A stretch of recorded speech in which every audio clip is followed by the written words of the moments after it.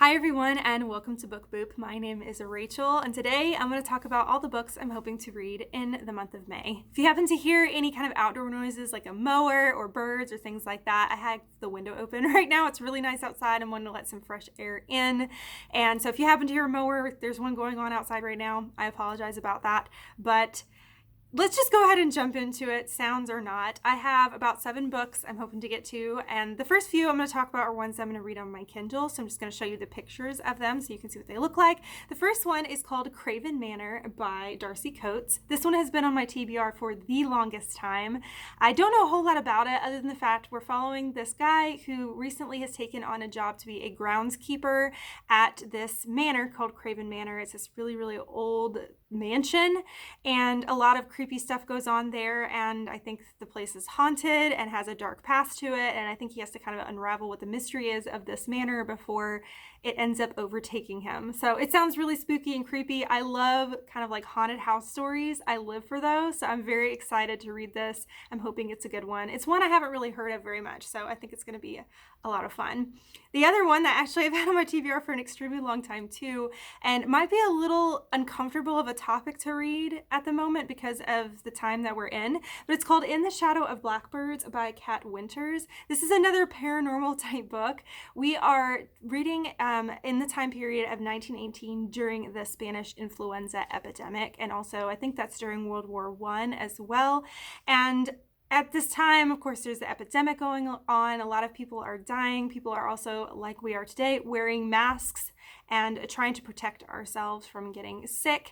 And we're following this girl who is living in this time. And at the moment, one of the other things that is really popular having to do with the epidemic as well as the war is that when their loved ones have passed away, they either go towards seances, hoping to be able to talk to their lost loved ones, or even in going getting their picture taken, just like kind of in the front cover here about this girl. And then there's like a spirit behind her, and going and getting basically like a spirit picture done, getting a picture to hopefully capture the spirit of your loved one in the picture as well. That was something people actually went to go do, and those were faked photos, but people didn't know that and they thought they were real, and so a lot of people were scammed. But we're following this girl who during this time period, this stuff is really popular, and she doesn't really believe in it. She thinks it's all fake until the man that her first love ends up dying in the war, and she thinks that his spirit is near her, and she tries to kind of, I guess, find out if this stuff is real or not. I think that's kind of the basic premise. It sounds really, really cool. Got the paranormal element to it. I love kind of like this early 1900s historical fiction feel as well. So I'm excited to read it. I know it might be a little uncomfortable to read it at the moment because it may give me some like flashbacks to 2020 and a little bit of now, but I think it's going to be a really interesting and hopefully spooky read. So I'm excited about those. All right, let's jump into the physical ones I have. Most of these are from the library. So my library had a lot in stock for me to be able to read of ones I wanted to read. This first one I think has such a gorgeous cover. It's called The Language of Spells by Garret, Weyr. I believe that's how it's pronounced. This is a middle grade, and it takes place in Vienna. And I believe our main character we're following, his name is Grisha. And the reason I remember that is because of all the Shadow and Bone stuff going on right now. But we're following this dragon named Grisha, and he's kind of the last of the dragons. All the other ones have disappeared. And he ends up befriending this young girl, and together they try to find out what happened to all the other dragons. It sounds like it's going to be a really sweet friendship story, and I'm excited to read a story that's in the perspective of a magical creature or a dragon. I think it's going to be really sweet and really cute. So I'm very excited about it, and it looks like the artwork just looks so pretty. So I'm very excited about that sweet sounding middle grade. This next one is one that actually is from my own TBR pile that I've had for a while and I've been wanting to get to. And I'm realizing as I look, I think a lot of the books that I'm going to be reading in May are all kind of like paranormal books. I guess I was in a paranormal mood. And this is Remember Me by Chelsea Bobulski. I think that's how you pronounce that. This story, we follow a girl who is moving into a place that used to be a very popular hotel, I believe in the 1800s, like 1878, I think is the year I remember reading from the synopsis.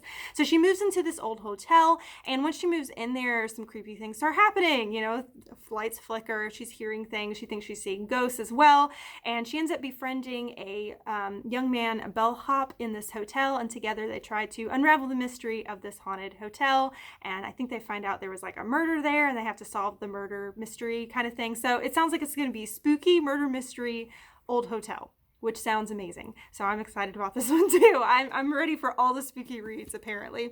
This next one is a brand new release, and I think it's supposed to be a retelling of a classic, but I don't remember which classic, to be perfectly honest. But it sounds really perfect for me. It's called Don't Tell a Soul by Kristen Miller. This one, again, is actually about an old creepy manor. So I've got a theme here. We're following this girl who is, I think she's kind of had some tragedy in her life, and she ends up having to move in with her uncle to this small town. Her uncle lives in this large old manor that he's been trying to restore and fix up, but her uncle has also had tragedy as well recently. His wife has died in a fire that he believes possibly his daughter had started, and once she moves into this manor with her uncle, again, I think creepy things start happening. This small town people don't really trust outsiders, so they don't trust or really like this girl that's moved into town. And she also finds that there's some dark history with this manor she's staying in. And a lot of other young girls have either died or had creepy things happen to them while they were in this manor. I don't know. So creepy manors, I'm all about it. This cover is super spooky and I love it. I think it's so pretty. And on the back it says, all the best ghosts are girls. It says, it sounds so spooky and I love it. And I can't wait to see what I think about it. The next one is one that was kind of exploded on BookTube for a while, I would say maybe a couple years ago, and I was interested in it, but I wanted to wait until the hype died down a little bit. I kind of like to do that with some books just so the hype doesn't get to me and I don't get disappointed if it doesn't quite live up to the level of hype, and that is Sorcery of Thorns by Margaret Rogerson. This story sounds like it's a book written for book lovers and those who also love magic. We are following this foundling girl. She is an orphan who has been trained to work within this magical library. She's been taught all her life that sorcerers are just straight up evil, and this library hosts a whole bunch of grimoires, these old books that are chained up. They whisper, they talk, they're like these creatures within themselves. And if they're released, they'll actually turn into these monsters and can wreak havoc. And so people are charged to guard this library and to make sure nothing happens with the books. She is hoping to become one of these people that watches this library. It's very important to her. That's what she's been growing up to do, until there is an incident at the library and the most dangerous grimoire is released. And because of certain circumstances of what happens, she's blamed for this release, and she has to try and get this book back that's turned into this monster. That's all I know about it. I believe there's some romance elements to it as well, so I'm interested to see what that's like. I'm usually not a huge romance person, especially if it happens to be really angsty, so I'm hoping this doesn't end up being an angsty romance, but we'll see. It sounds like it's going to be a lot of fun. I like the idea of a magical library. That just makes my heart happy thinking about a magical library, because obviously I love books. All right, this last book is one I've actually started reading. I'm about halfway through and I am having a blast reading it. And that is Rule of Wolves by Leigh Bardugo. This is the 7th and I think final book within the Grisha universe. If you have heard Grisha and Leigh Bardugo and Shadow and Bone and all that kind of stuff a lot lately, that's because of the Shadow and Bone TV show, which I am loving so far. I have watched, I think, 4 episodes, and I'm taking it slow, but I'm really, really loving it. It's a blast.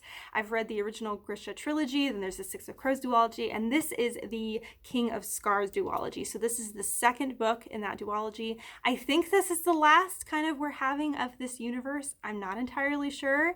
Leigh Bardugo may surprise us and write more, but I am having a blast with this. I feel like I can't really say too much about what this specific book is about, because obviously it's the 7th book in an interconnecting world and series, so there's not much I can say other than the fact that it follows King Nikolai, who's one of my favorite characters, and we're following a lot of characters that we've grown to love and become attached to within all the other books. And basically, he's just trying to save his kingdom. There's impending war, a lot of crazy stuff going on, lots of twists and turns. It is fast-paced and exciting, and I am loving it. I really, really loved King of Scars a lot, which was one that actually a lot of people said they found kind of boring, but I actually really loved it. I love Leigh Bardugo's writing style, so I'm having a blast reading this, and I'm hoping to finish this up very soon, so I'm having a great time with it. So those are all the books that I am hoping to read in May. I didn't realize how many books I had on this TBR that were spooky books, but like I said, I'm in the mood for it for some reason. I'm in the mood to read some creepy, spooky books, so yes. Maybe I've got like October vibes in my heart or something. Let me know down below if any of the books I've mentioned today, if you have read them before, or please let me know what book you're most excited about to read in May. If you have like an idea of what books you want to read this month, let me know down below what you're going to read or what you're most excited to read. I would love to chat with you down below. On this side of the screen over here is my logo. If you click on that, you can subscribe to my channel, follow me in my book journey. On this side of the video over here is a suggestion for another video if you want to watch another one right now. But thank you so much for watching. You rock. Don't forget to keep reading. Bye.